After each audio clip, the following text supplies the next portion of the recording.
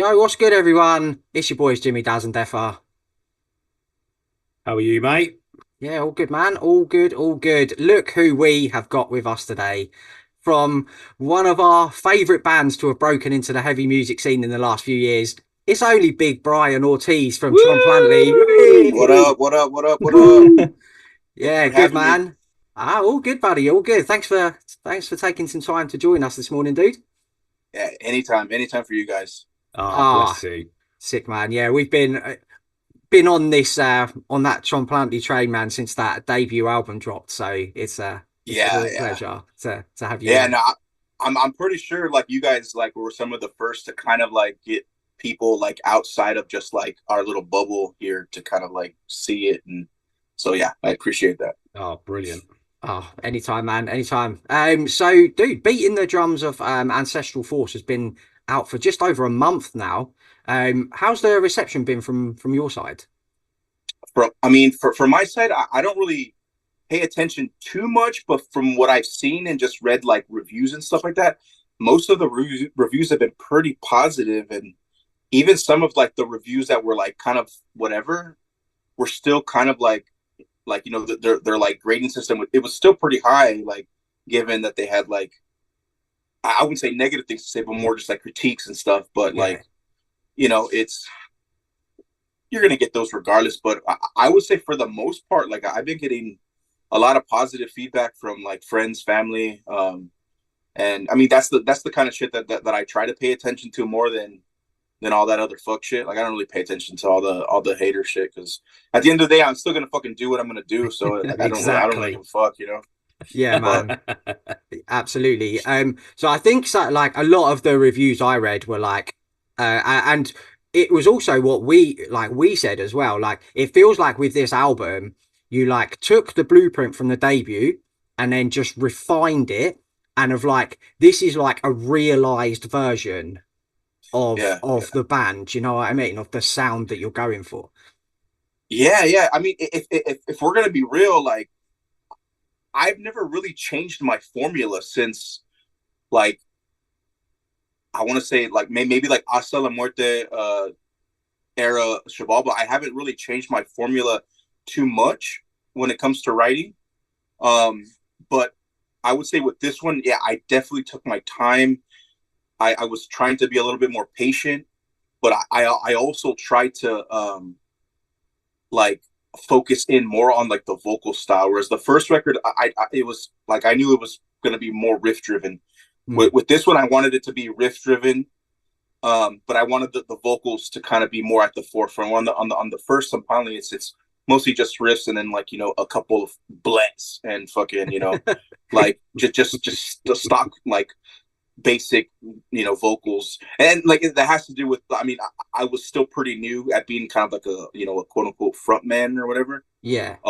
But yeah, on this one I definitely try to just take that formula that I've been doing and just kind of like you said, refine it, hone in on it, and then just kind of focus a lot more in on the vocals and making sure that that the execution was good, making sure the rhythmic patterns were good and kind of help the listener like flow and kind of guide them through. Um, I you know I don't like to use the term accessible, but I try to make it like kind of accessible for the listener. I Yeah. mean, of course, it's fucking obscure, like like metal nonsense, but like it still follows a good rhythm. Like it's kind of chanty at times. People it can get stuck in your head, and I would never say that it's catchy, but like there's parts that like can kind of reverberate in your head a little bit. Yeah. And that's what I was going for, and I'm just happy that like a lot of people have said that it does come off chanty. It does come off kind of like quote unquote catchy, you know, um, for being this obscure fucking noise for the most part. But Yeah, yeah, definitely, dude. Like yeah, the vocals definitely have a more. They're almost like another instrument in there, and there is definitely a real like flow to the vocals, and yeah, it's how to explain it, but yeah, the vocals really instead of just being like you said, like kind of like an afterthought or just Mhm. in there for the sake of it, they're like enhancing the actual music that sits below it. So Yeah, yeah, yeah, yeah. then fucking nailed that, man. Thank you, thank you. Yeah, like I still tried to keep it very riff driven because Mm. I mean that's what I know how to do is play guitar. So, and that's like my my bread and butter, so to speak. So, I still try to keep it riff driven, but I definitely wanted to focus in on the vocals and just make them not just so basic, kind of like enhance them a little bit. And I got those ideas from our first couple shows that we played. Actually, it was our third show that we played with Wolves in the Throne Room. I was like, all right, I'm gonna get like a couple homies up front with me, and they're gonna do the backup vocals. And I noticed when they would do the backup vocals on the chorus parts together with me, it just sounds so big. And like Mm. I was like really like I was like, okay, what we did for this show, I want to do this on the next record. Like I want to have those big vocals, big kind of like almost like gang vocals, but just different levels of guttural, on Yeah, top of yeah. each other to kind of make it sound like it's like a whole fucking like I mean there's nine motherfuckers, 10 motherfuckers that helped me with this project. So like I wanted it to kind of sound like there's 10 fucking people just singing at you, yelling at you, getting ready to kill you or some shit. Oh, you nailed that, man. Like, Absolutely. like absolutely. So interesting you should say that there's 10 motherfuckers in the band because I was about to the next question, dude, is like there are 10 musicians credited on the record. Like how like so you are the main songwriting force behind the band. Is that right? Yeah. Yeah, yeah. So like Yeah. Sick. um basically I kind of wrote everything. I fleshed out everything, wrote everything, and then what I did was once we tracked everything, I would bring in like my homies, my friends that helped play live, and I'm like, hey, I hear you on this song doing a lead guitar. Oh, okay. Do your thing, and I each friend I had do a different song, and then of course my my homie Rolly who produced and engineered the record, recorded it, mixed, mastered, all that stuff.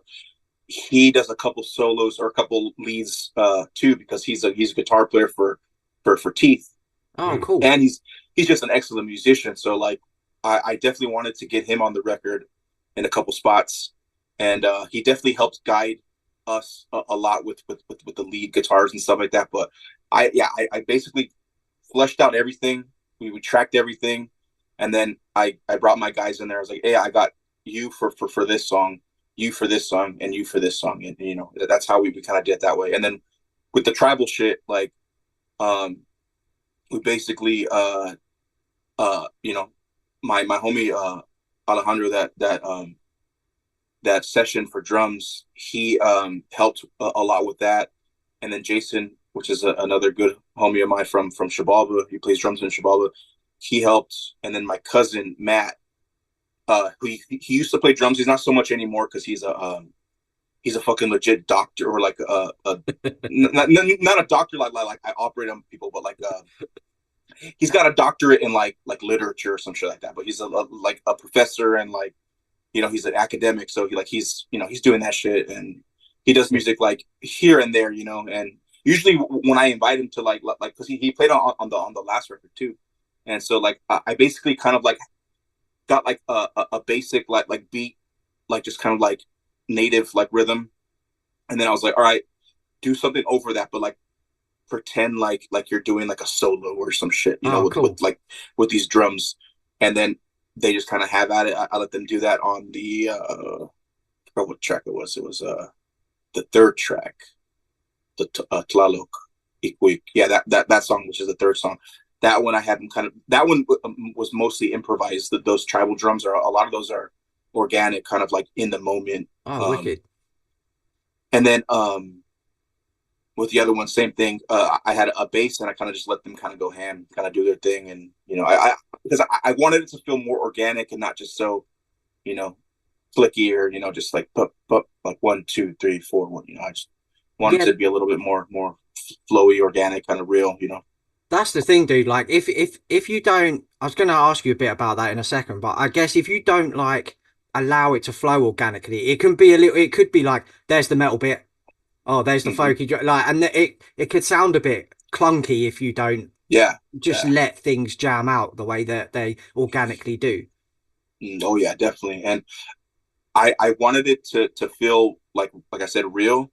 Um, and like, of course, big. I wanted it to sound big, and I wanted it to just kind of feel like I really wanted to like I really wanted you to kind of see pictures when you're listening to the record, or like just Yeah, kind of have shit in your head and like kind of like it kind of like you know takes you to a place in your mind, So um, that's what I was trying to do, and then of course like the best way you can get that is by letting motherfuckers just do their thing, yeah, having it feel like if it's a jam, and just kind of let shit rip. yeah, absolutely. So when it comes to like layering in those the traditional like folk instruments, do you like do you have to really think carefully about how much that they come in and not to like dominate a song, but just to elevate it Hmm. slightly. So do you know what I mean? You do, like you don't want it to be overpowering. So Yeah, is it yeah. really like something you really have to think about hard when you're writing a song? You know, I used to, but not so much anymore. Now, Cool. I just kind of go with the flow and see like what what my intuition tells me. Right.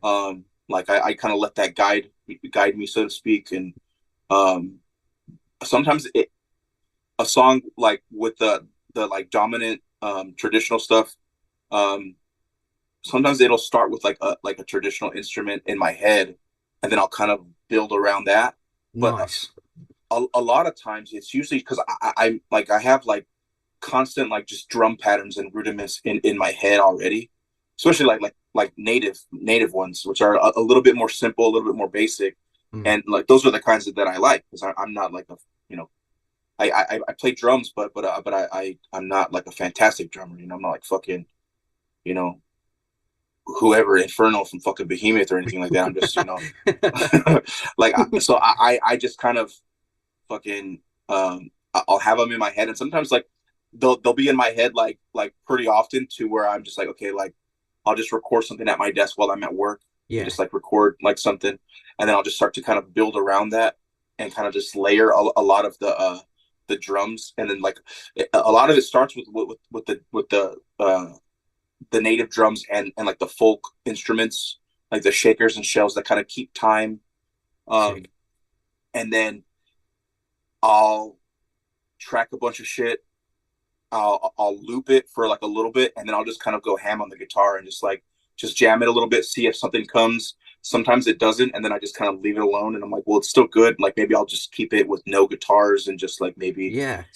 this. So like yeah, I have a bunch of other shit that I haven't even touched with the guitar. It's basically just like shaker shells and drums and like all the native instruments and percussive stuff and um that I just kind of like I don't know. I couldn't really figure out what to do with the guitar wise, so I just kind of let them be. But like I don't know. We'll see what I'm not sure I could put them to some kind of use in the future. But yeah, like but sometimes I'll start off with the riff and and then I'll kind of like build the drums around it. It just depends on what sparks my head in that moment. Usually it's when I'm at work or like I'm working or some shit like that, and then I'll stick my phone out and or like now I work from home, so I don't have to do that so much. But like, um, which is another key thing for this record is this record was written for me working from home, so I was able to kind of just like like turn around, play a riff or like program a drum or whatever the fuck. Like while I was working with nobody Sick. looking over my That's shoulder, so sick. like I got to, and then that's when a lot of like my ideas usually come out are like midday while I'm fucking working, but just I can't fucking do shit because I'm fucking working. And like now that I'm working at home, like it's definitely freed up my my sense of just like all right, I'm gonna fucking do this real quick, and hopefully no Yeah, one from man. work is listening to this, but yeah. Yeah, Yeah, we promise we won't share it far and wide. But yeah, how many times, man, have you like thought of a sick idea, and then by the time you get home to your guitar or whatever, gone, isn't it? Like, Yeah, yeah, it's that gone. moment is lost forever. Yeah, I mean that used to happen pretty frequently. Ever since I've had the GarageBand amp and I've started to get really good at programming drums. Not so much anymore because I'll program drums real quick and I'll hum the riff and like the Oh, cool. humming the riff. Like I used to just like hum the riff and I'd get home and I'd be like, okay, what the fuck is this shit? I don't even know what the fuck was going on in my head. But like now, like whenever I have a riff in my head, I have drums. Like I have a whole fucking orchestra in my fucking head, and I'll fucking have like the drums. So what I'll do is I'll program the drums to whatever I'm humming out, get the time, the metronome right, and fucking I'll start programming drums, and then I'll hum it over the drums. So like, okay, I know what I'm doing.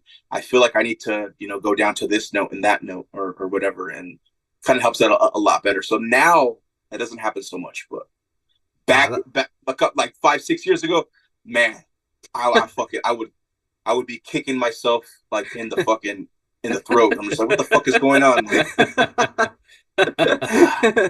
so I had gold right there. Like that shit was like man, look, if I could fucking, if I was as good as a guitar player, a drummer, like as I am in my mind, if I could turn that into like actually like make that into something real, I'd be fucking like, people would be like, who the fuck is Dimebag Daryl? Like these motherfuckers, they wouldn't have anything. But like, of course, like it's different when you put that shit to like to riff. It's a different feel, and like it just doesn't come out the same way, which is cool. But well, dude, it is like what it is. If like the jump you've made from the debut to this album, like Tzompantli #3 is going to be a fucking West End fucking yeah, musical, mate. like do you know what I kind of I thought about this the other day.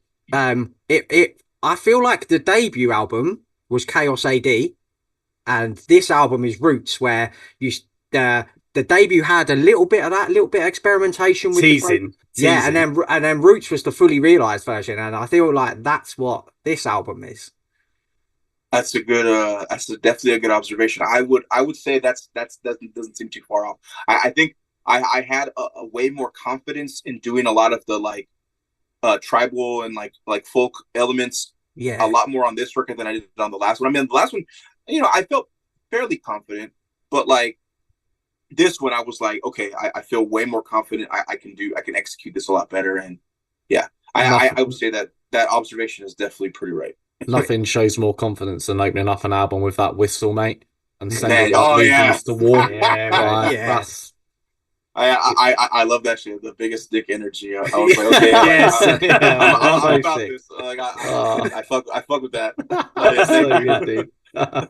That was like a fucking statement of intent, man. Like it was just like, here's #2, bang. This is what you're getting. Like, shit. Yeah, and so good. Like we contemplated in the studio coming up with an intro, and then I was like, you know what? Nah. Like I had one like written out and ready. But I was like, you know what? Nah, I think it should just like, because we had an intro on the last album. I was like, why don't we just go right into it and just like fucking like it starts with the blast beat and then like and then like fucking let's just go. And everyone was just like, well, everyone just basically me and Rolly Errol at the studio were like, yeah, like that seems about right. And yeah, it changes it up from the last record because you don't want to carbon copy of what you did on the last record, even if the music is completely different.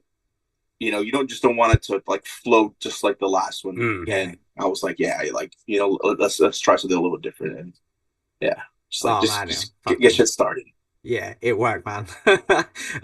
So you've mentioned E-Roll there, dude, at Bright Light Studios. Who he recorded, produced, mixed, mastered the whole shebang. Like how important is getting the right producer to capture your sound and vibe? Because I feel like maybe a less skilled producer could, with everything that's going on, it could sound a bit of a mess. Do you know what I mean? With so many instruments, but fuck, man, that production is like massive, real organic as well. I think. Yeah. I mean, getting the right producer is definitely crucial to Mm. recording and stuff. But luckily for me, he's my friend, so it was pretty easy. Like I've been working with him for fucking years. Okay, so this is how far me and Ero go. We go way back. So my very first band, we changed our name and we recorded our first official like piece of music, like our demo, at his studio in 2004. I want to say maybe five. Shit, man. And yeah, this was a long time ago. And me and him have always been in each other's periphery around that time because I played in my band. He played in like well, we were both just like local hardcore dudes. So we were in like kind of came up in the same area. He was in the South Bay of Los Angeles, and I was in Pomona, which is like the San Gabriel Valley. Different ends of Los Angeles, but like we would all congregate at the same venues, when there were shows going on. And I would see his band play, he would see my band play, and then eventually like we're like, oh yeah, like Make Move, this band Make Move, which is like a local LA band out here. We're like, oh yeah, Make Move recorded their the evidence over there. Like we should record there. And we got in contact with someone that knew him directly, and then that's how we kind of like. I mean, like I said, we always been in each other's periphery and kind of like gave each other like, oh hey, what's up, man? But we didn't really know each other. But then we kind of sparked up like a little bit of a friendship. I would say more so like an acquaintance level type friendship. And same thing, we would see each other around shows. We were both fans of each other's music. And then just over the years, he kept getting better and better and better and better and better at engineering and recording. And basically, like, I had always kind of paid attention to his band still. And I was like, man, like, who should I record? Because it started with I had a little side project that I messed around with called Mortuary Punishment. Yeah. And I was like, oh, I'm just gonna record something, real quick. And I hit up Errol, and I was like, hey, you mind if you record this project? And he was like, yeah. And then like, it was the first time that me and him had seen each other outside of a show Oh, in cool. in years. So like, we kind of just reconnected that way, and then we just kind of like kept, like kind of kept in contact. When I recorded the Tzompantli demo, I was like, man, eventually I do want to record like legit, and I'm gonna go with Arrow because he's fucking sick. And I had already done a second Mortuary Punishment EP, so like I know his shit sounds fucking sick. So I was like, I'm just gonna, he's just gonna be my guy. And then Yeah. Originally, the first album, Las Caladici, was gonna be just programmed drums, but he was like, nah, like I can play drums, like don't worry about that, Oh, like sick. and I knew and I knew he was a good drummer too, like I already knew all this, but like he offered, and I was like, oh fuck yeah, like that would be sick, and I know he could do it, so I'm like, fuck yeah, let's do it. And then that he's kind of helped me every step of the way. Usually like with this album, I would send him the demos that I was working on, to get his input, see what he was. He's like, oh man, this is going to be sick. Like when we actually record this, and, and he's like, I got some ideas for, certain parts, like the execution, or what we can do to like switch things up a little bit with your riffs. Like not so much changing the song, but just kind of enhancing things. And Yeah. yeah, he did a lot on the record. And yeah, I think to go back to your question, yeah, it's very important to find someone that kind of knows knows what you want and knows how to execute your vision. And he definitely knew how to do all that shit with me. So like it was yeah, it came out fucking great. Oh man, it's so cool to hear because like I've been reading Scott Burns' book lately, and Fuck just yeah. like More sound, baby. mate, like it's just an album coming out as a future classic or a classic or whatever, and being an album that someone forgets about. It can all come down to just choosing the wrong guy at the behind the Mm. knobs, and like yeah, it's I love hearing, because like none of us have ever made an album. I love hearing about the in studio Yeah, nerdy side of it. So yeah, it's really fucking cool hell to yeah. hear that, man. I got detailed files on that shit, man. I was Oh, hit us up with the good stuff, man. Oh yeah, man. Yeah, dude. I fucking luckily I've been blessed to have like friends that have like became great engineers and producers in their own right, and Yeah, um even subjectively, objectively, you're just great engineers. You know, like Shabalba had Taylor Young and Arthur Rizek, and then with this project, like I got fucking a roll. He's fucking, he's just three fucking master motherfuckers, and Yeah. yeah, it's fucking awesome. Um, I've been fortunate. I've been fortunate, man. who's A-Roll produced before, dude? Because hands up, like it was the first time I'd seen his name on a record, like when I saw him on yours. So who's he sort of? Is he more in the hardcore side of things, No, or? no, he's kind of he dips his toes into like, I mean, I would say he's more in like extreme music, definitely like Oh, hardcore and metal. okay. So if we'll go way back. Back in the day, he produced this album called Make Move The Evidence. The band's called Make Move, the album's called The Evidence, and I'll that check was that like out. a big turning point for Los Angeles, and a big turning point for a lot of us that were um going to hardcore shows and having that band drop that album. It was very good because they were all fucking Chicano, Mexican American, and they were kind of they touched on a lot of the kind of social conscience, like subject matter that Chicanos go through.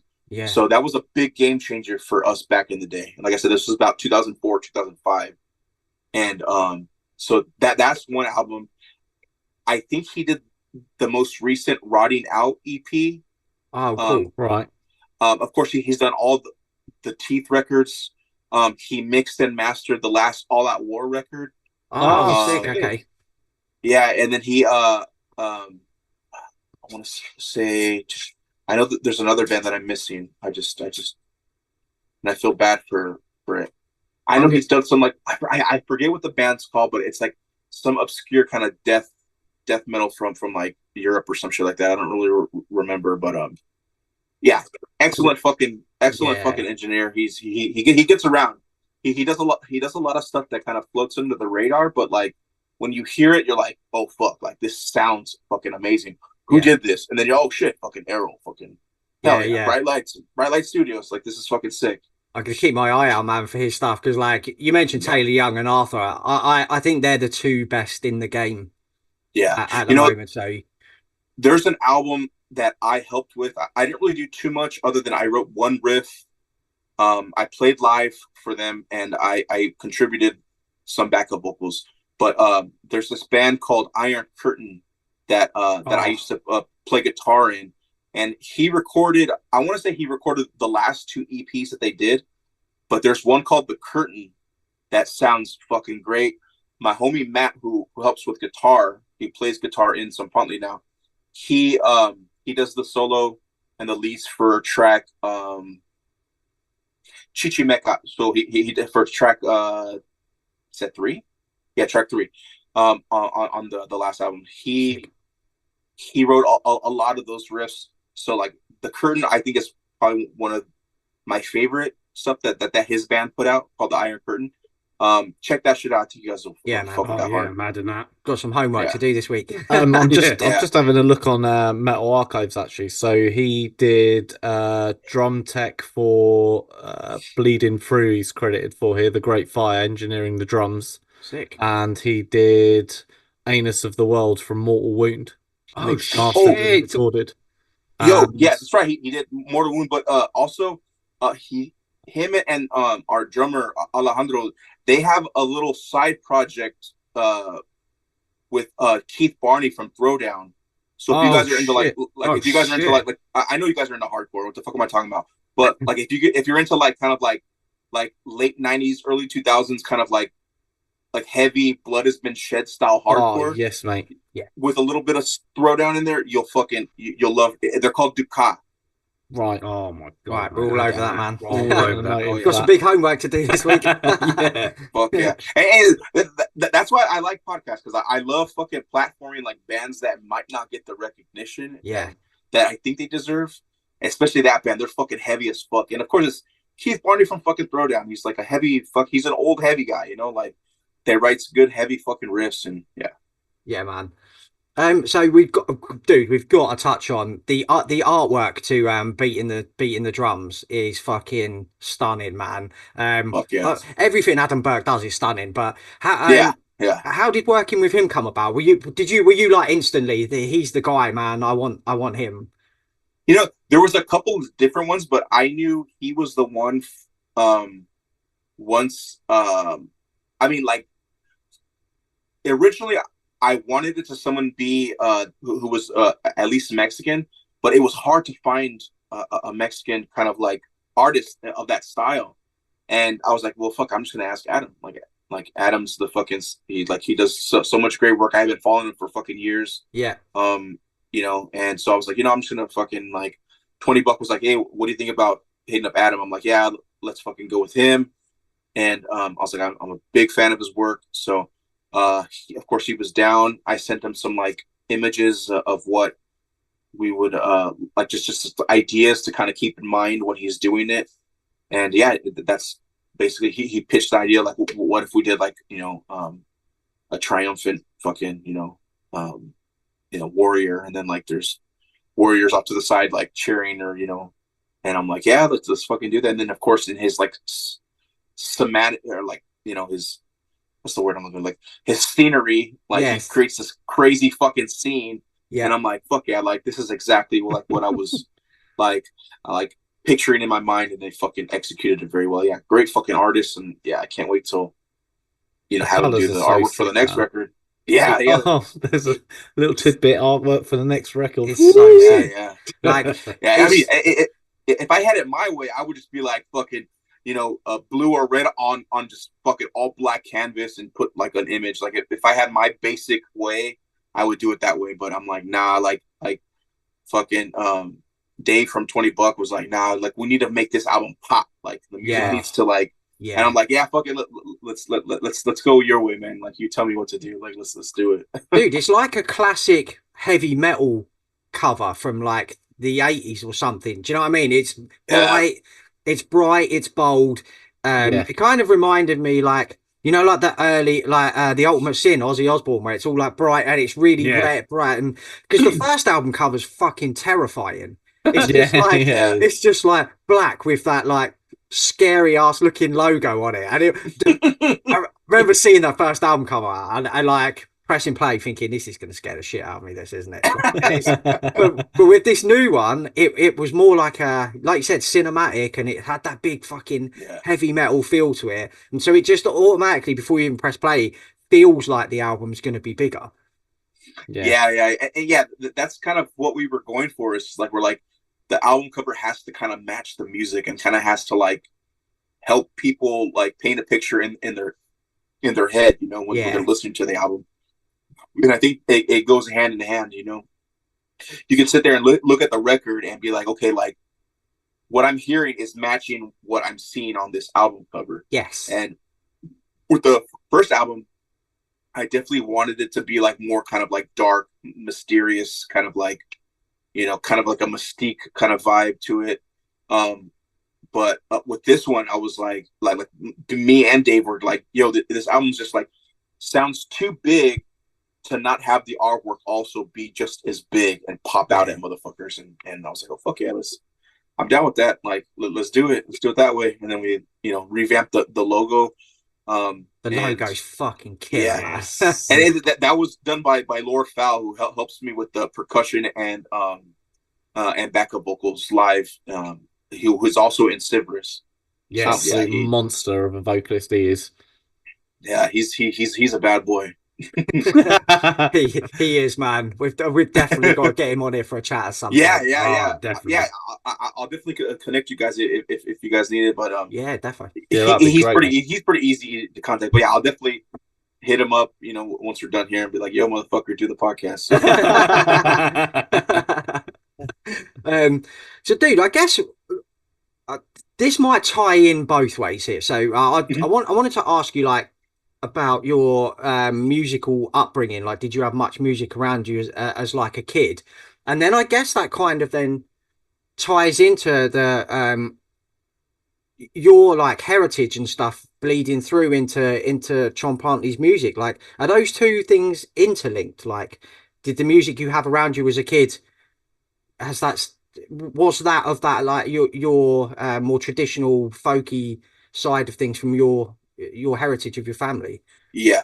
I would say yes and no. So family wise, not really, because they listen to like, so I had like older cousins that listened to like oldies, like, which is like soul Mm, and old soul albums, a lot of gangster rap, hip hop. And sick. then my dad listened to a lot of classic rock, Black Sabbath, stuff like that, Jethro Yeah. Tull. And then my mom just listened to whatever was, on the radio, but she liked a lot of like freestyle, soul, stuff like that. And my uncles, or one of my uncles, he was into a lot of the like traditional kind of like music that was coming out of Mexico, like Juan Gabriel, Vicente Fernandez, and stuff like that. Mm, And so I had a lot of music like coming up as a kid. But in my neighborhood and around me, there was a lot of the like a lot of families that I was hanging out with had different music that was going on as well. And of course, at parks and during like random like events, sometimes at church events or whatever, they would have these things called the danzantes, which is these Aztec dancers, the oh, Aztec cool. and like Chichimec dancers, and they would have these like drums that they would do. So like I had that stuff in my periphery too that I thought was really cool, and because it was extravagant looking, and I thought was badass and stuff. So I had a lot of stuff coming up as a kid. Um, but I would say like when my dad would pick us up from school, and he would be blasting like Black Sabbath, or like I said, Jethro Tull or Led Zeppelin, like something really loud. At the time, of course, I thought it was abrasive, but it's very entry level, but it was very loud, Yeah. and I just thought it was so fucking cool, like having music kind of beating the shit out of you, and then you could hear him coming a fucking mile away, when he'd pick Yeah. us up, and I just thought that shit was cool. So like rock and like heavier stuff kind of like started kind of tickling my fancy, so to speak, and then um, me and my cousin started getting into more heavier stuff when we were in about like fourth, fifth grade, and then as we got older, we started to kind of like kind of go into like more like a punk territory Oh, cool. and stuff like that. And yeah, but I'd say fifth grade is when I started really getting into music, and fifth and sixth grade is like when I discovered, like, of course, like Slayer, Pantera, and of course Sepultura. Roots had just come out, so like that was like a big thing for us. And Yeah. for us being like young, like young Mexican, Chicanos, and where we're from, um, Roots had a lot was held a lot of weight for us, Yeah. because it was Yeah. like, Yeah. oh shit, like this is like I mean, in our head we didn't really differentiate different ethnicities or different cultural backgrounds. We just saw fucking motherfuckers with like heavy accents, and we're like, oh, they must be Mexican. Like this is fucking sick. At the very least, they're fucking Latino, just like we are. And so that's kind of what helped us get into that. And then like Yeah. you know, I became a Sepultura fan, and then around that time started getting into more obscure things like punk, and we went to our first like show ever, which was like I think it was 97. It was the Descendants. It was like their last tour at that time. Um, it was like Less Than Jake, Oh, wicked. Guttermouth. This was like a punk show, yeah, yeah. So, Yeah. Yeah. but there was a band that opened the show called Strife. That was it's a Yes. hardcore Yeah. band, Yeah. Yeah. Oh, hard and as fuck, man. that I credit that show and that band for like getting me into a lot of fucking crazy shit, like after the fact. Yeah.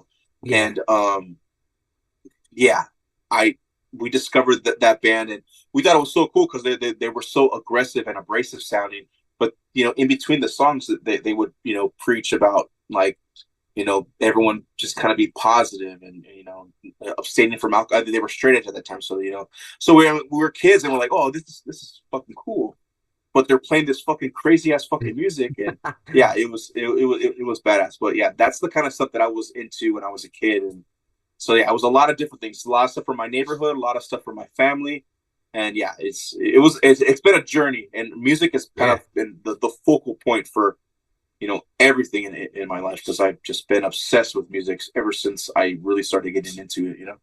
Yeah, sick, man. So when did you first start like picking up instruments and stuff? Was that early on after you sort of discovered the Oh sort hell, of heavy hell, side? hell no. So my yeah, because we weren't very, like, we were just like a typical working class family. Like we couldn't really afford it. My parents, I have three sisters and a brother, so there's five of us. Oh, okay. So we couldn't really afford certain things. Um, and musical instruments like a guitar was definitely one of them, because yeah, around that time I wanted a guitar so bad, but I mean they're fucking expensive, and Yeah. they couldn't really swing it. My parents really couldn't afford to buy something that I might have lost interest in. Like, they like, I could tell them that I'm obsessed with it all I want, but in their head they're like, well, yeah, you told us you're obsessed with a lot of things, and then you kind of just like gave up, whatever. So yeah, Yeah. you're right about that. So I get it. I don't fault them for not giving me that shit, back in the day, but um I started playing. So my dad had a drum set, and of course, like I said, like there was a point where we kind of hit like hard times. So he sold his drum set, but then he rebought a drum set like years down the line. It was probably when I was in about a freshman, maybe a sophomore in high school, and I was like, well, fuck, like I really want to play guitar, but like my cousins are playing guitar and bass, and like what other thing to learn other than drums that's right there. So I was like, all right, fuck it, I'm just gonna force myself to learn the drums. I don't really want to play the drums, but like fuck it, like I just want to play music. So Yeah. I taught myself to play drums. So I like didn't want like my dad to teach me, because like I was just weird. I was embarrassed like to fucking play something that I didn't really want to play. Um but anyways, that's a whole different fucking story. But I didn't ask him for help. I taught myself to play drums, um, just so I could play with my cousins and jam and stuff like that.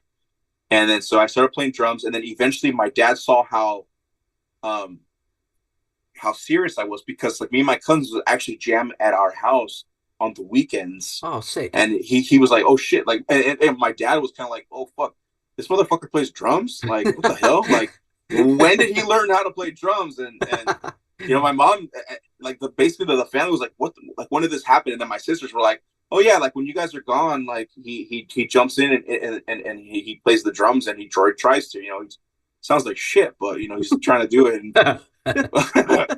then so when me and my cousin started jamming, like they're like, what the fuck? And so they're like, oh shit, okay, so he's actually taking music pretty serious. Like this is what he likes, this is what he likes, this is where his focus is at. Like, okay. And then my sister around that time started playing keyboard. So like they saw both of us starting to get into music. So my dad bought us a guitar, and we shared a guitar together. It was a little Fender Squire, and um or a Squire Strat, I should say. And I fucking just started playing that shit. Like I would, teach myself songs and stuff like that, and then I would get pointers from my cousins, because like in between me getting that guitar and then learning the drums, I would take my cousin's guitar or bass when they weren't using it, and I would fuck around on it and try to teach myself to play and just kind of emulate what they were doing. And I just eventually like kind of taught myself how to do that, as well as like get pointers from them.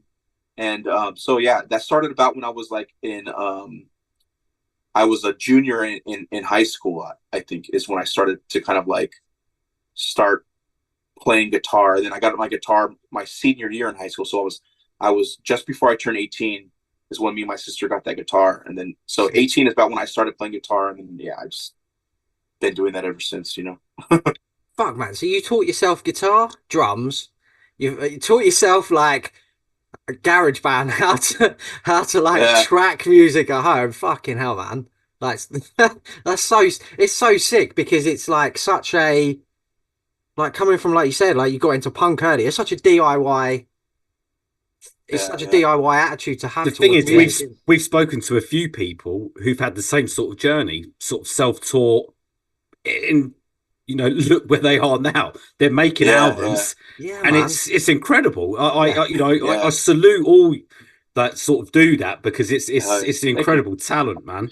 yeah, Yeah, yeah, and for like like working class families that are they don't have a lot of money to spend. It costs money to get lessons. It costs Yeah, money to yeah. Of get yeah. your course. guitars and stuff like that. Like we didn't have those kinds of resources. So um, I just kind of I fucked with what I had, and my dad had this little janky drum set that he bought. I taught myself to play, and then that kind of sparked something. And then when my parents actually saw that I was serious about doing that, they're like, all right, well, fuck, we know he wants the guitar, and uh, his sister is getting into music. Like, fuck, let's just get them a guitar together, and you know, kind of two birds with one stone, so to speak, because Mm. that's all we could really afford. And it worked out. It benefited me, Yeah. on a huge level. Because yeah, who knows what the fuck I would have just been some fucking mediocre drummer, fucking doing something, not playing guitar. So So like, how did it come about that you were kind of like, because obviously you're in a pretty successful hardcore band.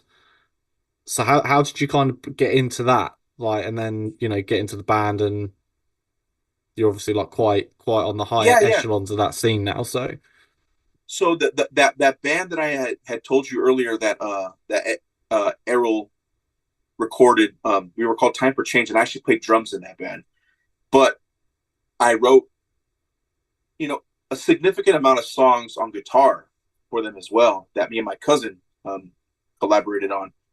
And who my cousin actually, he's the one that helps the percussion instruments on the Tzompantli records. Um, he played guitar for that band, and he basically like I would just kind of I don't know, like there'd be moments when we would be jamming and I would just jump on guitar and start fucking around and stuff. And then like the more I did that, um we had another friend that was playing guitar, but he knew how to play drums. He would jump on the drums, and I was just like, the more we started to kind of do that little switcheroo, I was like, fuck, man, I really want to play guitar. And around that time, I had started fucking around. Around that time, I had actually bought my own guitar. I started low tuning, and I always wanted to do more like something that was more like Crowbar, Disembodied, Morbid Yeah. Angel, like just more heavier, lower tuning. Sick. And so like I would write stuff like that, and then like play with my other band, play drums. And we were outside of a show one day. I don't remember which show. I kind of do. I think it was a Hundred Demons. Um, it was. I know it was outside of the Showcase Theater, and that's funny because there was like a fight that broke out like right behind us, like afterwards in the parking lot. But it was like me, Nate, our singer, um, my homie Little Brian is like one of my best friends. He who played bass for us, and then a couple of other homies that were there, and we were just talking about how we wanted to start something like heavier because like we were both in like more just like traditional kind of hardcore bands, and basically like we were just like, oh yeah, we want to start something like Disembodied, Crowbar, something heavy, just really heavy, like stupid heavy, like Root Sepultura shit, and um, we were like, oh well, yeah, we could do that, and then Nate was like, oh yeah, I could sing. And then yeah, but who's to play drums? And he's like, oh well, we know Jason. Jason, like he's more of a metalhead than he is a hardcore guy.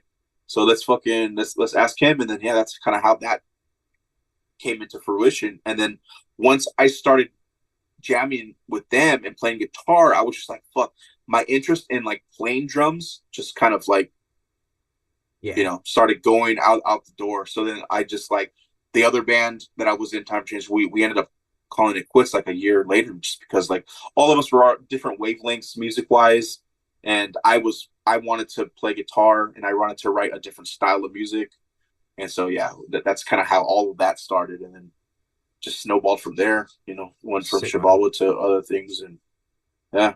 I guess when you Big find man. out you're an actual fucking riff beast, like you're like, wow, this is really what I should concentrate on now. Man, I didn't think I was when I was coming up, and I tried to write just like the most basic heavy shit. I, like my thing was just I just wanted to be so fucking heavy. That's all I wanted, and it didn't really matter about like, I mean, the riffs were more secondary. I just wanted it to be heavy. Sometimes I would change the riffs.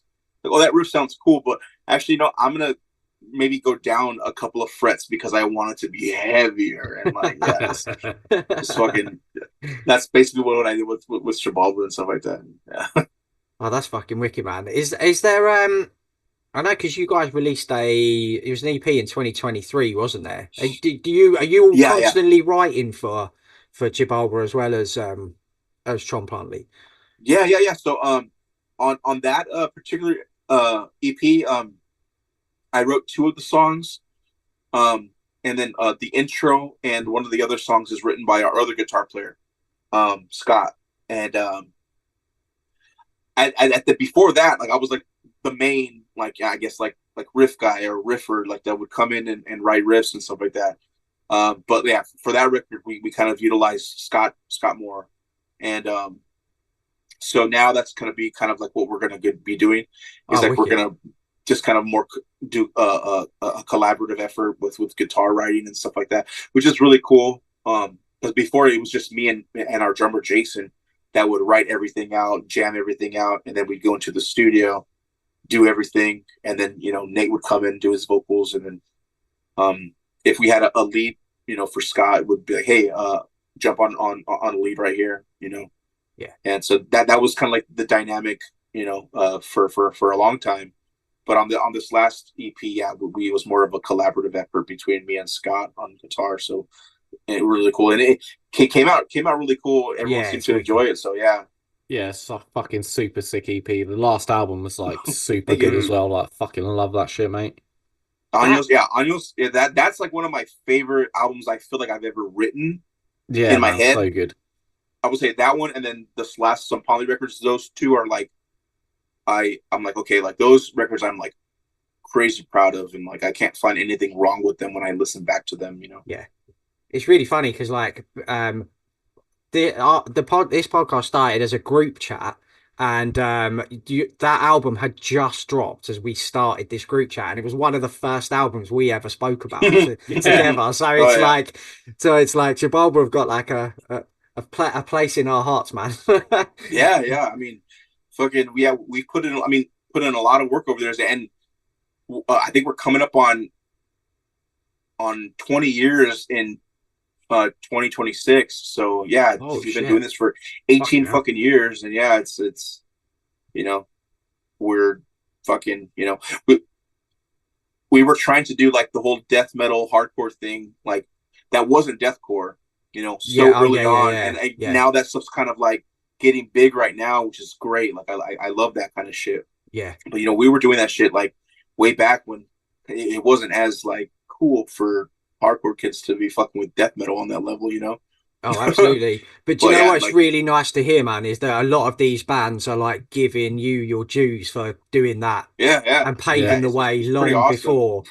Yeah, Yeah, it really is. Like when I read a lot of interviews with like these newer bands, and then Jabalba pops up a fair bit yeah, yeah. when they're talking about it. So it must be really like heartening for you to hear that Oh as yeah, someone who big time. struggled their way into music, like you were saying. Yeah, yeah, yeah. It's definitely really good to hear, especially like some bands that I'm like was it I was randomly listening to a podcast with 200 stab wounds, and they dropped our name, and I was like, wait, what the fuck? I was like, all right, okay, hell yeah, 200 stab wounds. And I was a fan of 200 stab wounds too, so like hearing that and like that they were into us, and like we were kind of one of the sparks to kind of like get them to do shit. Like I was like, that's fucking sick. That's the coolest compliment, like ever. Same with like Terminal Nation, stuff like that. Like Oh yeah. though, like bands like that like are doing fucking great things, and they're like, oh yeah, sure, Shabab was definitely like something that we took inspiration from is like, yeah, definitely a fucking great feeling. I prefer that type of shit over like, like however many record sales bands got or Oh whatever. yeah. But like, Oh Yeah, yeah, you without know, when doubt, people say, mate. "Oh yeah, man," yeah, it's like, "Oh hey, dude, you kind of like inspired me to do some cool shit." I'm like, "Oh fuck," and I enjoy that cool shit. It's like, fuck yeah, like yeah. that makes me feel like the best. I love that kind of shit, man. Oh, that's wicked, man.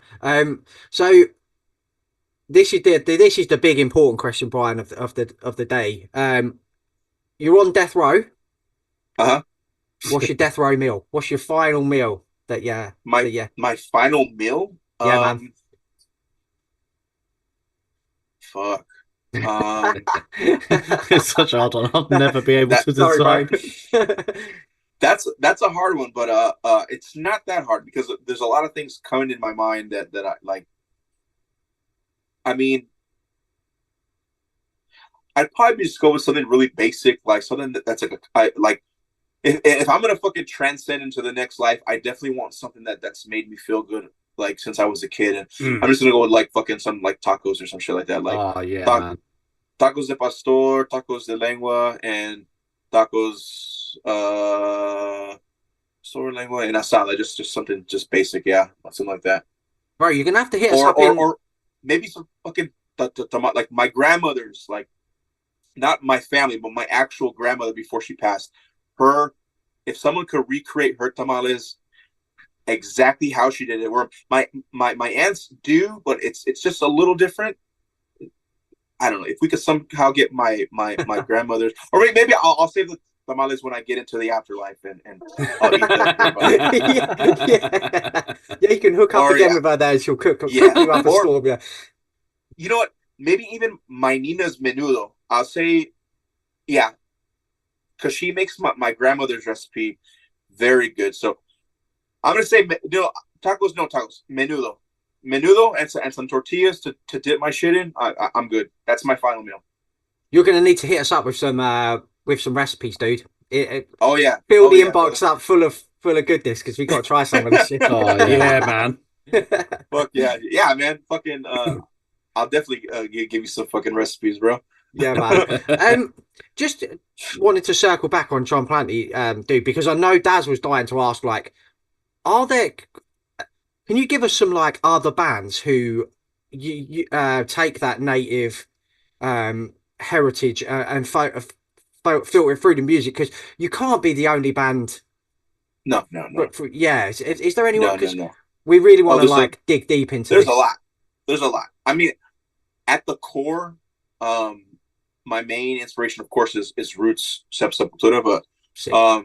for a lot of the like inspiration for specifically like the native Mexican indigenous stuff. Yeah, that's what we There's wanted, a wasn't it? That's there's a Yeah, band called Yao. I have this. I'll send you the names when we're done. yeah, But they're cool. called sick. Yao Mictlan. They're from Mexico, but they relocated to I think Salt Lake City. So they're out of Salt Lake City, Utah right now. But there's them. There was a collective back in the day called the Black Twilight Circle, um, which is this band called Volon, Blue Hummingbird on the left, and Muknal, which are three of my favorites off of that collective. Um, there's another collective that kind of flew more under the radar in recent years called Night of the Pale Moon, and there's a band specific. One of my favorites from that collective was a band called Ome Yokan, and they're kind of like a black metal, but more on like kind of like a drony kind of doom. Like I don't know, at least that's just what I hear. That But sounds this sick. Yeah, Ome that Yok, sounds so yeah. sick, mate. Fucking hell. I'll send you all this shit too, like Yeah, wicked man. when we get off. But so there's Ome Yokan, Isha Chichlan, which is a more recent project of his. He has a band called Maleficent. Um, that's great black metal, and then another black metal project called Yoali, which is like the band that kind of got me into that collective. Those bands, great fucking band. Fuck, there's a band that does a Yaqui themed, Yaqui tribe themed stuff called Leonoka. Of course, there's Black Braid, you know. Oh Yeah, yeah, oh yeah. yeah, yeah. Shit. Who actually the guitar player that plays live for Black Braid, he is the mastermind behind the Night of the Pale Moon bands that I just mentioned. Oh, okay. Oh, fuck. Yeah. So there's a lot of cool bands, man. And then like more like American Indigenous, Native American. I would say there's a band called Homeland and Ends Embrace, Mutilated Tyrant. Those three bands are great fucking Native American black metal bands.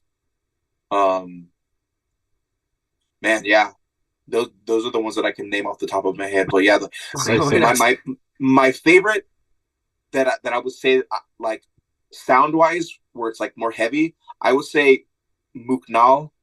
Muknal, it's Muknal. That band is probably one of my favorites out of all of those bands. It just sick. really kind of like heavy riffing, very cavernous, blackened death metal. Really, it's really good stuff. Oh, you sold it.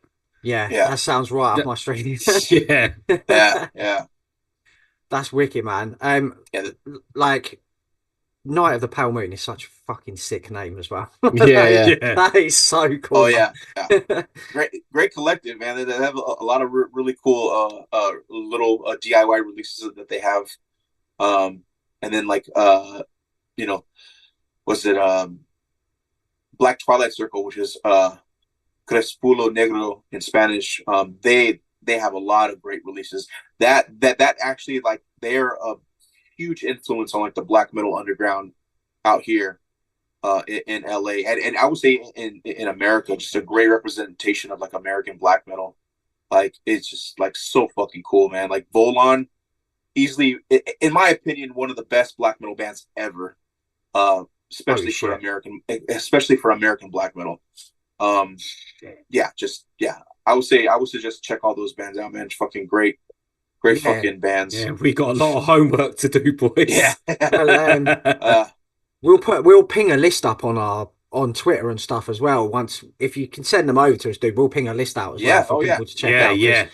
There's like a whole obviously, like Black Braid is the one that seems to have like transcended and crossed over more, but there's obviously a million other fucking great bands out there who need a light shined on them, definitely. Oh yeah. So, and yeah, if I could help shine a little bit of light on those bands, like, I'm always gonna do it. And you know, what I wanted to do with Tzompantli was basically take a lot of, because most of those, I would say like all of those bands minus Muknal and maybe Omeyokan are strictly like black metal bands. Like, I wanted to kind of bring that vibe, but into what I enjoy more, which is death doom. You know, like, I love black metal, but I feel like I don't know how to write black metal stuff, but I know how to write death and doom metal. So I wanted to kind of do that in in a death doom fashion. And yeah, those are some of the bands like I definitely like look up to and kind of put on that kind of pedestal. I'm like, yeah, I want to do something like that, but and what I know how to do, you know. Oh, I can't wait to dive in, man. It's so exciting to think about where your band goes next, man. Honestly, like, it's as fans, just seeing like their evolution and the growth from one album to the next, and it didn't come out all that long ago either. Like, it's a pretty short space between the two records, really. In the in the grand 2 scheme. years, yeah, 2 years, I think. Yeah. It's a massive evolution in that short time. Thank you. Fucking exciting, man. Yeah. To do, I probably won't write a record for a while, but like, I definitely want to sit on this for a while and play. You know, maybe hopefully play more for this album and kind of hang out. You know, but is the live show difficult to? I guess it must be difficult to organize with the amount of like people you've got involved in it and getting everyone together at the same time and things. Yeah, that's the most part, or that's the hardest part, is just getting everyone's finding out what everyone's schedule's like, to kind of like to see where the stars line up, so to speak. Yeah. But yeah, I would say that's the hardest part. But then once we get to that point, you know, we schedule our jam sessions and stuff, and everything after that's, for the most part, pretty easy after that, you know, because everyone kind of knows their, like, I'm pretty like direct with them, like, yo, this is your role, this is what you're gonna do. this is your role. This is what you're gonna do. Like they kind of know what they're gonna do. Like they know their roles, they know their cues, and I got friends that I trust will execute those cues and honor the vision that I have, to a T. So yeah, it's pretty cool. Oh, absolutely. If you ever need three dudes to stand in, mate, for some standing vocals live, we'll be on the first flight over. Fuck yeah. Hell yeah. Hey, the fucking more the merrier, dog. Yeah, you guys if we have 13, 14, 15 motherfuckers on stage, like I'm all about it. Let's go. Oh, yes. Let's get them flights booked, lads. Right, Brighton, where we like to finish these, mate, we've got an either or. We've done a heavy music edition for you. I've trawled through your end of year lists on Instagram over the last few years, so I've got some either ors from there and a couple of classics in there as well. So we'll kick off there, mate. I've got Two Mold Planetary Clairvoyance or Blood Incantation Hidden Histories. I'm about to go Blood Incantation. Nice. Oh, sick. Nice and quick. I mean, I love Tumult, but I think Blood Incantation's a little bit more like, I hate to use that word, but more accessible. Like, yes, they do a really good job at writing like simple riffs, but that sound extremely complex. Yeah, and that's what I love. Whereas Tumult, that motherfucker's all over the damn place. And I love Tumult to death, but I gotta go Incantation. Sick. Shout out Tumult though. I love Tumult. He's Tumult's been a big fan of Shibaba and Tzompantli. So shout out to Tumult because I love Tumult to death. Oh, next one then, mate. Terror, One with the Underdogs, or Hatebreed, Satisfaction. Satisfaction, of course. Yeah, sure, in it. I will say this though. Satisfaction is the Death to Desire is probably one of the greatest hardcore records ever. Yep. However, Terror as a whole is the greatest hardcore band to ever exist. In the 40 plus years that hardcore is the 40 plus years that hardcore has been existing. Flying that LA flag as well, aren't they? Yeah, definitely. Yeah. So yeah, fucking shout out to Terror because those are the brothers. I love them. But also, if I was just a fan, they're objectively the greatest hardcore band ever because they've never missed with any hardcore album. So true. Absolutely. Yeah, so true. Agree. Yeah. Right, Brian, we got the Sepultura edition now. Beneath the Remains or Arise? Beneath the Remains. Yeah. That yes, Beneath the Remains is my favorite Sepultura record. So yes, Beneath the Remains. Same. Yeah, same. Literally, and then perfect. If we're going like heavier or like the 90s era, it's gonna be Roots versus what's the other one? Chaos AD. Yeah, Chaos AD. I'm gonna go with Roots because I'd say in the last 10 or so years I've revisited that album a lot more than I have Chaos AD. Okay. Because before Chaos AD was like up there. It was basically like Beneath the Remains, Chaos AD, Arise. Now I would say it's more like Beneath the Remains, Roots, Arise, and then Chaos AD. Oh, okay. Yeah, Chaos AD. True as well. Yeah, we've had this conversation before that people like, I don't know what, we went through some of the reasons speculated, but like Roots gets kind of like a bad rep. Yeah, for whatever reason. Falsely. Yeah, I mean because like, okay, so I know this might be a very hot take, but people call Roots a nu metal album, but it's not a nu metal album because there was no nu metal around that time. Nu metal wasn't even a thing yet. Yeah. What they were doing, from what I've read in interviews, and I haven't discussed it with the Cavaliers. I'm sure I will at some point. But fucking what I've read in interviews is that they're a big inspiration for both Chaos AD and Roots was Neurosis's tribal when they would do these crazy tribal things. Yeah. And it was more like about experimentation. And then, of course, like in the periphery, there was like Korn and Deftones coming out. And yeah, that was definitely in there. But there still wasn't like they weren't like, oh yeah, let's fucking become a band like that, like. Yeah. it was just, I don't know. Yeah, I don't think it's a fucking Roots is not a new metal album. I would No. say it's an experimental metal album. No, we went to bat for Roots recently, didn't we? Justice for Roots, mate. Absolutely. Yeah, justice for It's a great fucking album, and It is. it's Amazing. a lot of heavy fucking riffs on there. Yeah. And when you hear all the tribal elements and all the like the percussion's a big deal on that album. Yeah. Like you can hear that it is a more experimental side of Sepultura. And Sepultura's always done that shit. They've always kind of like able to kind of change with the times and fucking, while still keeping their core, kind of thrash elements. With this one, they're like, okay, like let's get rid of the thrash stuff and just kind of become something that's, more modern. And they started experimenting and did a lot of the tribal stuff. They started hanging out with a lot of those native tribes that were also feeding them a lot of cool ideas. So yeah, it's not a new metal album. I'm saying that with my whole fucking chest. We agree, Absolutely. mate. We agree. Brian's I'm finished that debate right now.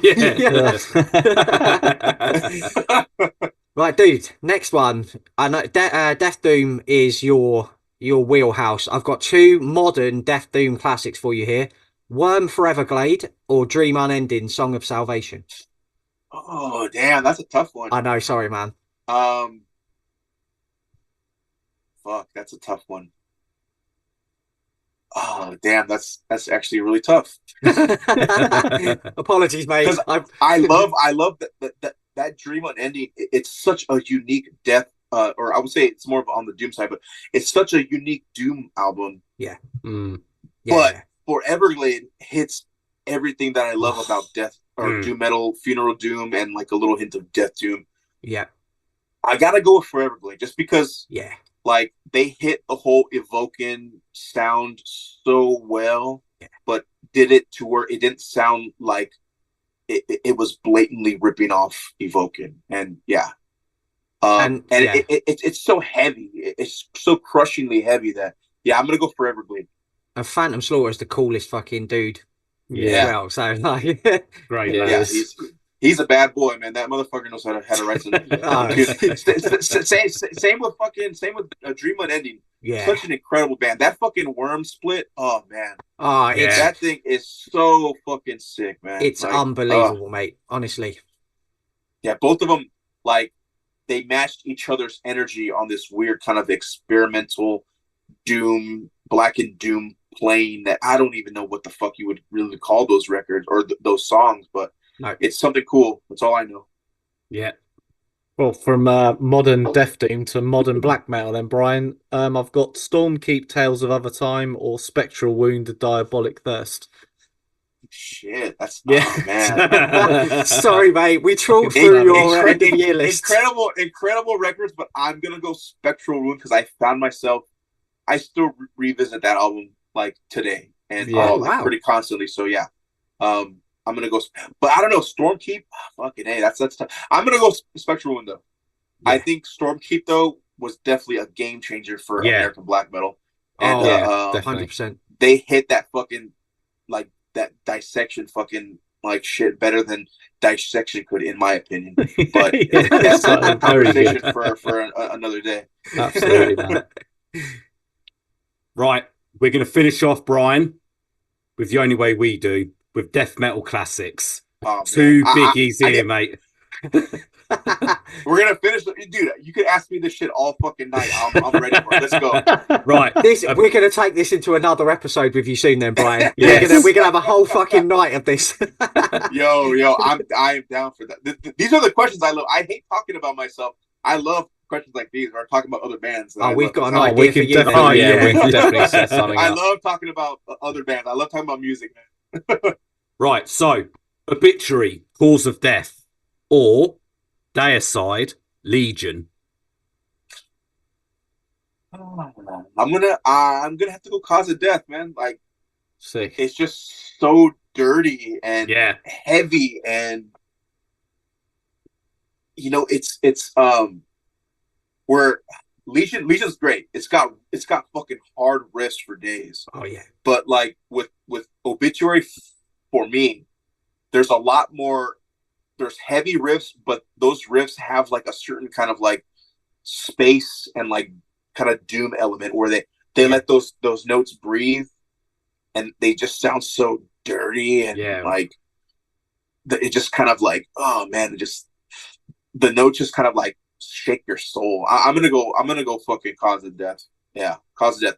It's just a dirty, slimy record. That's such a good fucking album. Yeah, you can hear the groove influence in your music. It's got that same groove element as well. Yeah, that's like Obituary is one of my favorite all-time bands. So like that was kind of an easy one. However, Legion, like that record has so many fucking hard riffs that it's undeniable. But man, yeah, Cause of Death is like, that was probably one of the first I say death metal albums that I got into back in the day. And yeah, that album still holds true to today. Like it's a perfect album for me. Yeah, it's in your top 20 albums of all time, wasn't it? Yeah, it's just it's a classic, mate. Absolutely. Yeah, it really is. Like that, like I would say, like if you would have asked me like Incomplete or Cause of Death, I would have had a harder time. Oh, okay.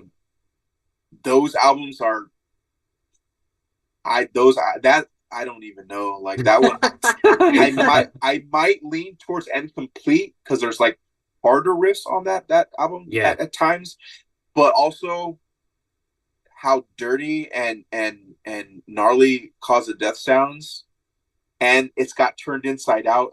It's kind of hard, but I think I would lean to Incomplete if we went that route with that question. But well, save that then, Brian, because we've got an idea for another show, definitely, that we want to do with you. We'll discuss that quickly after we've finished recording. So, hell yeah, yeah, man.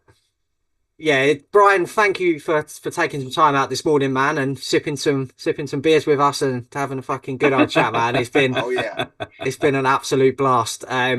If you haven't listened to Beating the Drums of Ancestral Force, like honestly, like just make sure you do it straight after you've listened to this episode, because it's fucking sick. And it won't be the last time we'll be talking about it this year, dude. I promise you that. Yeah. Like it'll hit end of year list. It's gonna be in there, my man. Hey, any fucking Sunday 11 a.m. I'm fucking free. Let's go. Yes. We got ideas, Brian. We got some ideas. Wicked. Yes, thanks everyone for tuning in to Bangers and Mosh, the podcast for heavy music. We'll be back soon. Until then, party on, dudes.